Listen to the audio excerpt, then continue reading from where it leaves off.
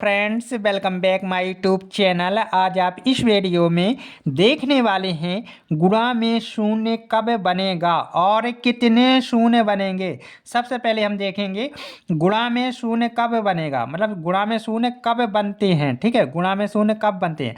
आप अपने मन से कोई संख्या लीजिए, उसका आपस में गुणा करिए और फिर उसका रिजल्ट देखिए। मान लीजिए मैं कुछ अभाज्य संख्याओं का, अब आप जानते हैं अभाज्य संख्या क्या होती हैं।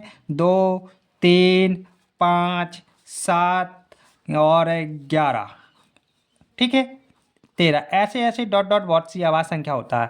यदि मैं इनका आपस में गुणा कर दूं, ठीक है, इनका आपस में गुणा कर दूं तो क्या प्रत्येक बार शून्य बनेगा? नहीं बनेगा। देख लीजिए, 2 × 3 करूंगा, 2 × 3 करूंगा तो क्या आएगा?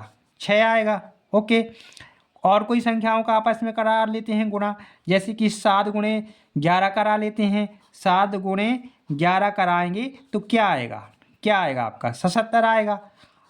इसी प्रकार क्या करेंगे? 5 × 3 का करेंगे, 5 × 3 का गुणा करेंगे तो क्या आएगा? 15 आ जाएगा गुणनफल। ठीक है, और संख्याओं का आप चाहते हैं तो कर सकते हैं, जैसे कि 2 किसी भी संख्या से आप गुणा कर लीजिए। 2 × 13 करते हैं, 2 × 13 करते हैं तो क्या इसमें शून्य आएगा? तो 2 × 13 करेंगे तो कितना आएगा? 26 आएगा। अभी तक हमने जिन संख्याओं का गुणा किया इनमें कहीं पर भी कोई भी शून्य नहीं है, कहीं पर भी कोई भी शून्य नहीं है। जब हम इन दो संख्याओं को आपस में गुणा करें, 2 और 5, ठीक है, 2 और 5 का यदि हम आपस में गुणा कर दें तो क्या आएगा? देखिए जरा, 2 × 5, 2 × 5 करेंगे तो क्या आया? 10। अब देख लीजिए आप, 10 में क्या शून्य है? बिल्कुल है।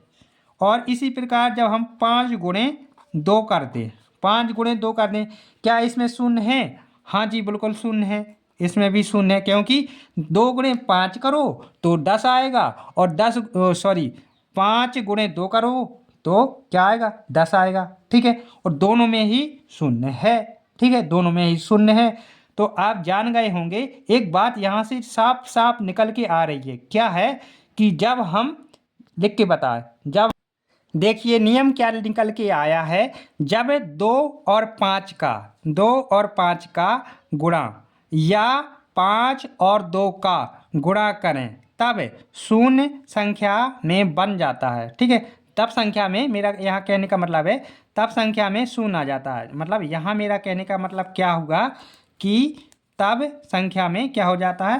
तब संख्या में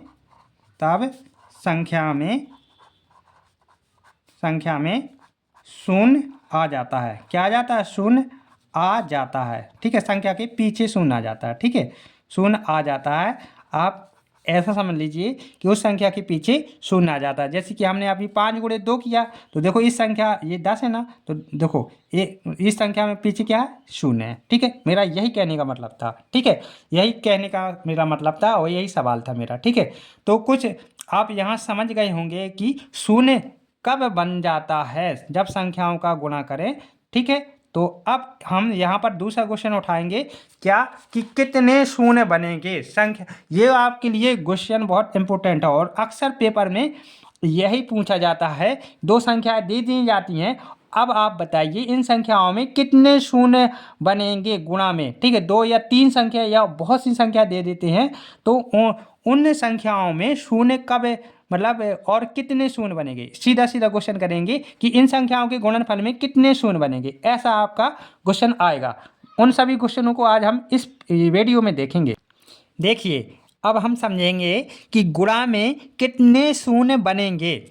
आपको आपके सामने कुछ हमने सवाल लिख के रखे हैं। ठीक है, हम इनके ही थ्रू समझाने वाले हैं कि गुणा में कितने शून्य बन सकते हैं, कैसे ज्ञात करें। ठीक है, हम कैसे जान सकें कि इन संख्याओं का आपस में गुणा कर दिया जाए तो कितने शून्य बनेंगे, ये हम कैसे पता करें। देखिएगा, यहाँ पर क्या है, क्वेश्चन नंबर 1 में 1 × 2 × 3 × 4 × 5 × 6 × 7 × 8 ठीक है, अब इनके गुणनफल में कितने शून्य आएंगे। ठीक है, तो यहाँ पर आप देखिए, आपको पहला काम क्या करना है? पहला काम आपको देखना है कि 5 कितने हैं। या फिर 2 कितने हैं, ठीक है। या तो पहले आप 5 ढूंढ लीजिए कितने हैं, या पहले 2 ढूंढ लीजिए। तो यहाँ पर हम सबसे पहले हम यहाँ पर ये देखते हैं कि 5 कितने हैं। तो मैंने 5 को यहाँ चिन्हित कर दिया है। देखो ये एक 5 है, ओके। अब और कहीं 5 है? नहीं है, ठीक है। तो अब हम देखेंगे 2 कितने हैं। तो अब यहाँ पर एक सीधी सी बात बताएं, जब आपका 5 ही एक है तो हमको एक और सिर्फ 1 2 की देखने की आवश्यकता है। सिर्फ 5 1 है तो हम सिर्फ 1 ही 2 को देखेंगे, 1 2 है कि नहीं। यदि नहीं है तो शून्यों की संख्या 0 हो जाती, लेकिन 2 है, इसमें 2 ये है। लेकिन यहाँ पर 2 गुणे 2 4 भी होता है, इसमें भी 2 है। तो टोटल 2 यहाँ पर तो कितने हो गए, 3 2 हो जाएंगे, ठीक है। क्योंकि हम 4 को ऐसे भी तो लिख सकते हैं, 2 गुणे 2 ऐसे लिख सकते हैं। तो इसमें कितने 2 बन जाएंगे, 1 2 3 3, और इसमें भी 3 है। तो हमको ये नहीं देखना है कि अब कितने 2 हैं, सिर्फ हमें ये देखना है कि 5 कितने हैं, ठीक है। 5 कितने हैं, और यदि हमें एक ही 5 मिला है, ठीक है, तो हमें सिर्फ एक ही 2 देखना है, 1 2 है, ठीक है। तो मतलब यहाँ पर यदि हम इनका गुणा कर देंगे तो शून्यों की संख्या कितनी आएगी, जितनी कि यहाँ पर हमें देखेंगे शून्यों की संख्या सिर्फ 1 आएगी। यहाँ पर 1 शून्य आएगा, क्या आएगा, 1 शून्य आएगा, 1 शून्य आएगा। नहीं समझे भाई, बता रहे।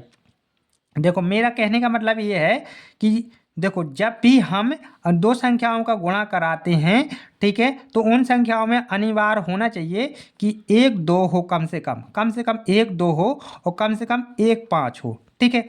तभी जाके इन दोनों का आपस में गुणा करेंगे तो 10 बनेगा। बस मेरा कहने का ये मतलब है।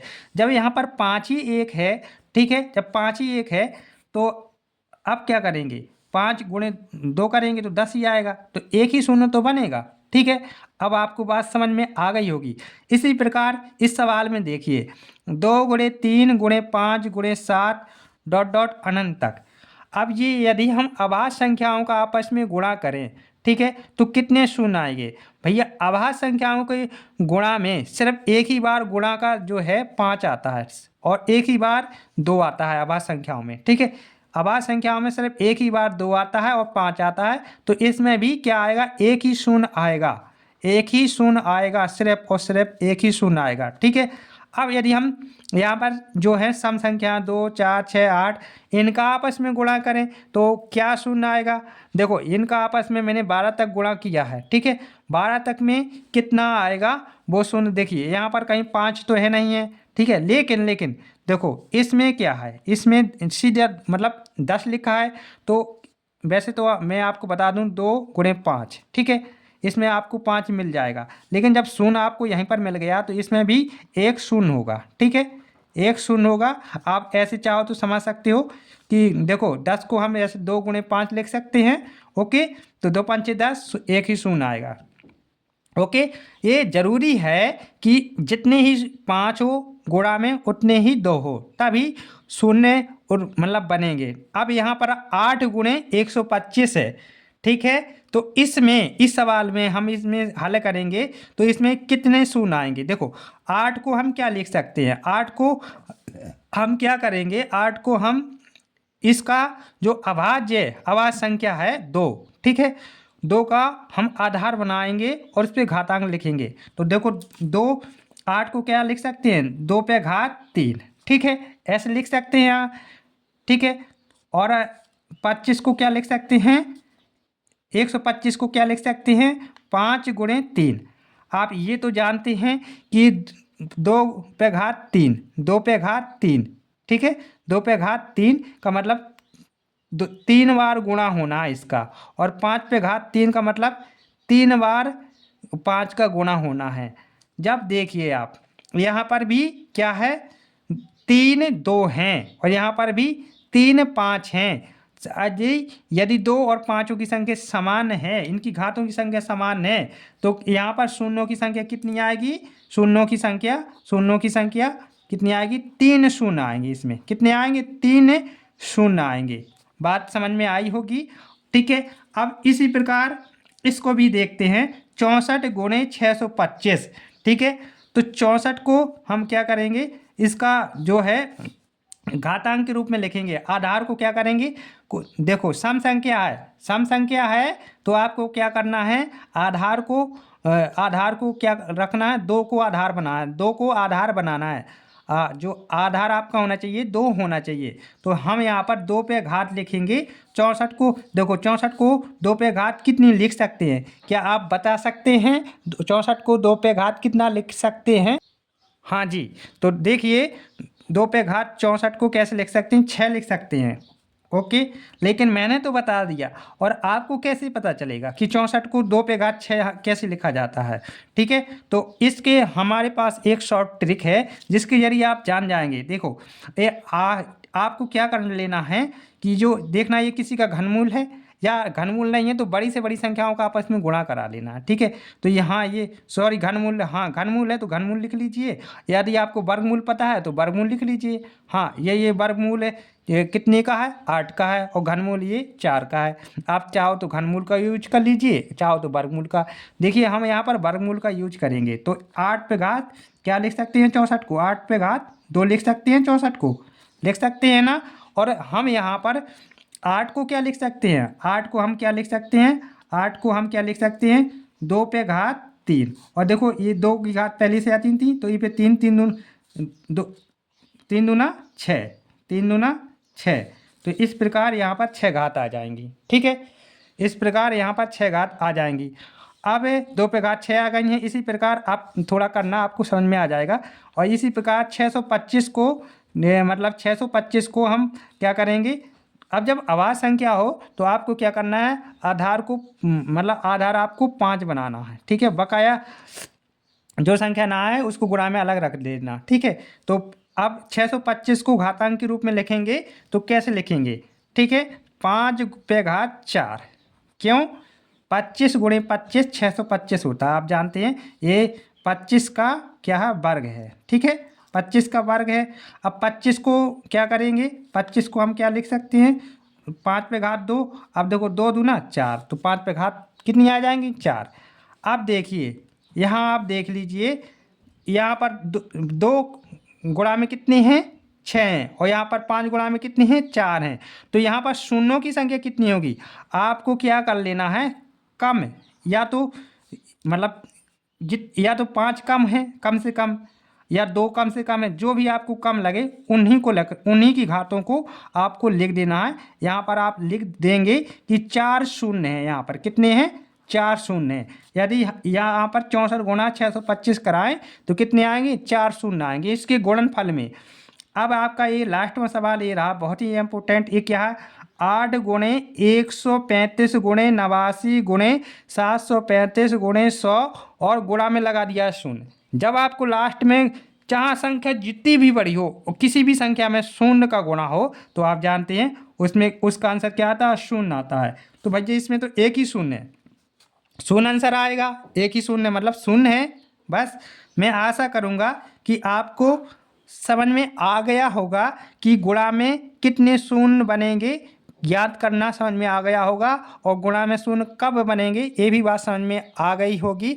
यदि आपको ये वीडियो अच्छी लगी हो, पसंद आई हो, तो प्लीज़ वीडियो को लाइक कर देना, और चैनल पे न्यू विजिट कर रहे हैं तो प्लीज़ चैनल को सब्सक्राइब करके रख लेना, और साथ ही साथ बेल आइकन को भी दबा के रखना, ताकि कोई भी वीडियो मैं डालूं सबसे पहले आपको नोटिफिकेशन जाए और बड़े आराम से आप अपना वीडियो वॉच कर सकें।